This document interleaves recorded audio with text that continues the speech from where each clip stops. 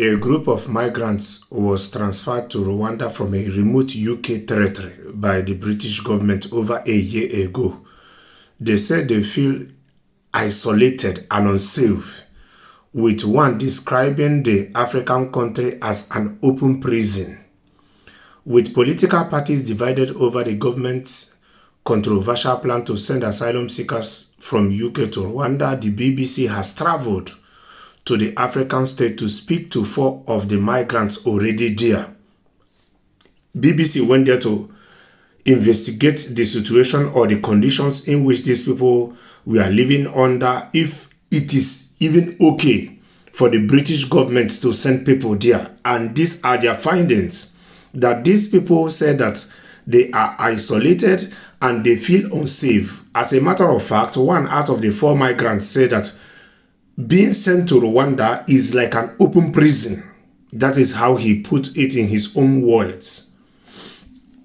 The small group arrived from Diego Garcia, an island in the Indian Ocean. They say their complex medical needs, in some cases as the result of past rape and torture, are not being met in Rwanda.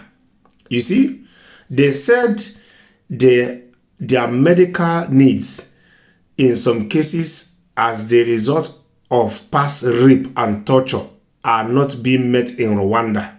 That is to show that health-wise Rwanda is not fulfilling the obligations Rwanda is supposed to fulfill to them. That is one point. Outside that, they are not feeling unsafe, and Rwanda is an open prison. So, to speak to 4 of the migrants, Alberto, under a separate agreement about their experiences in the country. Each of them receives the equivalent of $50, which is equivalent to £39 a week for food and other essentials. But under the terms of their stay, agreed by UK and Rwanda governments, they are not permitted to work. So tell me, you give them this £39, which is equivalent to $50 every week for them to survive under, and they are not supposed to work.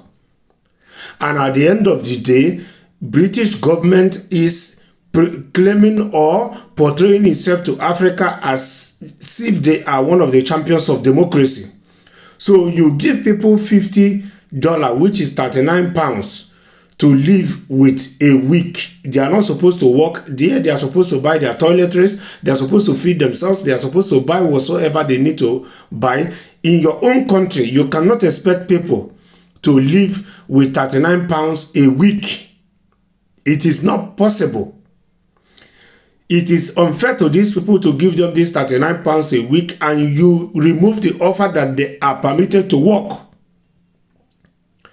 Giving them £39 is not enough, but giving them the freedom to go and look for work will even make it much easier and more easier for them to be able to survive there, and for them to easily integrate themselves into the society and be useful to themselves and with themselves. All 4 say they have faced harassment, unwanted sexual advances on the street. They say they are in effect self-imprisoned, too scared to go out while they wait for the UK to find somewhere permanent for them to live. You see, these people, this is why they say it is like an open prison, because they don't feel safe to go out. So they self-imprison themselves, because in as much as they don't feel free to go out, they only stay indoor. The group, all Sri Lanka Tamils, were transferred to Rwanda for urgent medical care after suicide attempts. They are now out of military hospitals and living in 2 flats on the outskirts of the capital Kigali, paid for by the British. Their legal status in Rwanda is not the same as it would be for asylum seekers flown there from the UK, but a lawyer representing 2 of the 4 said their negative experience do raise serious concerns, which is quite understandable, about Rwanda's ability to offer a safe haven for very vulnerable refugees. A senior Rwanda official told the BBC she said complete faith in her country's medical system and the migrants' concerns about personal safety were not shared by others. Yeah, These people are foreigners. You bring them here and you are just giving them 39 pounds a week to survive, and they don't hear your language. It makes it difficult for them to be able to integrate themselves there. And if they are being sexually harassed in the streets, it makes it more difficult for them to want to go out or feel free to cohabit with the people there. And for them to be reporting to the BBC, it might equally be that they have reported to the authorities in Rwanda, of which they did not do much to protect them. We have a thriving foreign population here, she added. To protect their identities, migrants' names have been changed.